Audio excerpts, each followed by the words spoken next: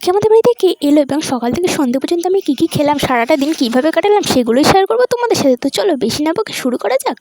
আজকে সকালে আমি খেয়েছিলাম রুটি দিয়ে মাংস। আগের দিন বিরিয়ানির সাথে যে মাংসটা করা হয়েছিল সেটা আর অতটাও খাওয়া হয়নি, বিরিয়ানিটা শুধুই বেশি টেস্ট লাগছিল খেতে, সেই জন্য মাংসটা রয়ে গেছিলো, তাই আজকে সকালে মাংস দিয়ে রুটি খেয়েছি। আর মন্দির থেকে বাড়ি আসার পথে দিদার কাছ থেকে শুনে এলাম আজ নাকি আমার মায়ের ছোটো মাসি এবং তার ছেলে মানে আমার ছোট দিদা আর মামা আসবে। শুনে আসতে না আসতেই সকালবেলা খেয়ে উঠতে না উঠতে দেখি সেই মামা আমাদের সাথে দেখা করতে চলে এসেছে। ছোট দিদা দিদার বাড়িতেই ছিল, শরীরটা ভালো লাগছে না বলে আমাদের সাথে দেখা করতে আসতে পারিনি। তারপরে মামা আমাদের বাড়িতে এসে বেশ অনেকক্ষণ গল্প করে, প্রায় দুপুর পর্যন্ত।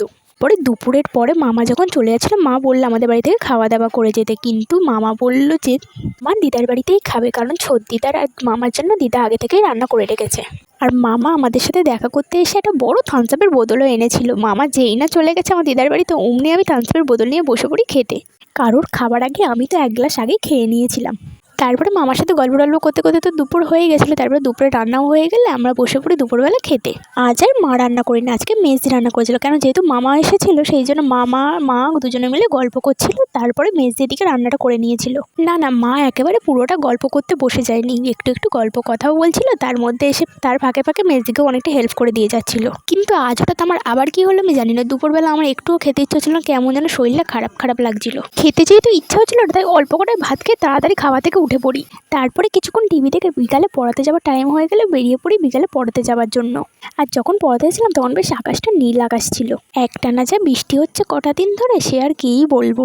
বিকালে পড়িয়ে বাড়ি আসার সময় দিদা দেখে আমাকে ডেকে টিফিন বক্সে করে কিছুটা মিষ্টি পাঠায়।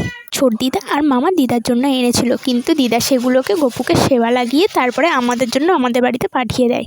দিদা তো আর একা এতটা মিষ্টি খাবে না, সেই জন্য আমাদের বাড়িতে মিষ্টি প্রসাদ করে পাঠিয়ে দিয়েছে। আমি তো বাড়িতে এসে টিফিন বক্স খুলে টপাটপ দুটো মিষ্টি তুলে নিয়ে মিষ্টি প্রসাদ খেতে বসে পড়ি। আর মেজদিকে বলছিলাম রসগোল্লাটা খুব সুন্দর, কেন দু একটা রসগোল্লা অতটাও ভালো হয় না, আবার দু একটা খুব ভালো হয়, যেটা এটা ভালো ছিল। ও দিদা আর মামা তো দিদার বাড়ি দুপুরে খাওয়া দাওয়া করেই চলে গেছিলো বাড়িতে, তা আমি এখন রসগোল্লা খাই। আজকের জন্য এটুকুই, দেখাচ্ছি নেক্সট ব্লগে।